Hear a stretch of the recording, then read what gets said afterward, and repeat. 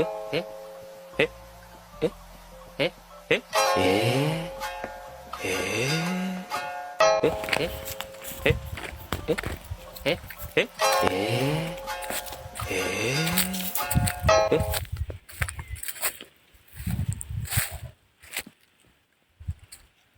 Okay. Magandang tanghali mga idol. Dito sa Montalban Rizal, Montalban, dito sa Montalban Rizal, ang pinakabuhay ng mga tao dito is ang pagkakaingin o pag-uuling.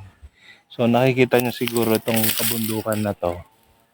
So yan, maraming buho, mga kahoy. Yan sila kumukuha ng pangbuhay nila. So nakikita nyo yan, yan yun ang kinaingin. Okay? Pwede mong i-zoom yun. Nai-zoom? Yan. Yan yung kinaingin nila tapos sinunog. Kagaya nito, mga idol. Ito.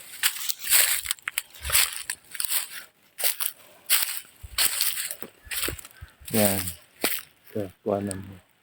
Ayan. So yan, ito tatamnan na nila ng upland rice. So yan yung bigas na kung saan nabubuhay sila pang bundok lang. Hindi kagaya ng mga palay natin sa ibaba, no? Yung pinapatubigan, maraming fertilizer kailangan, maraming insecticide dito.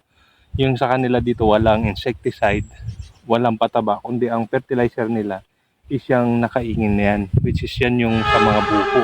So yan yung tinabas na mga buho, mga puno na sunog yan, yan na yung nagiging fertilizer niya. So ganyan lang po siya. Kung nakikita nyo yun, ayan, yung umuusok na yan, yan yung ulingan nila. So nagkukuhan sila ng uling na yan. So maganda talaga ang parte dito sa Montalban. Maraming mga bundok dito, may mga falls na nakatago, no? So hindi gaanong kilala yung lugar na to, pero maraming mga hidden places dito na kung saan pwede kang mamasyal, mga idol. So ayan, kagaya nito, ayan na yung nila. So mag-aantay na sila ng ulan. Pagka may malakas na ulan ng bubuhos, yun na yung panahon nila para taniman nila ng mga palay. So nakita nyo siguro yung last na cover ko, na nakita nyo yung mga palay-palay na kwan, yun yung ganun ang mangyayari dito. So tataniman na nila yan ng mano-mano.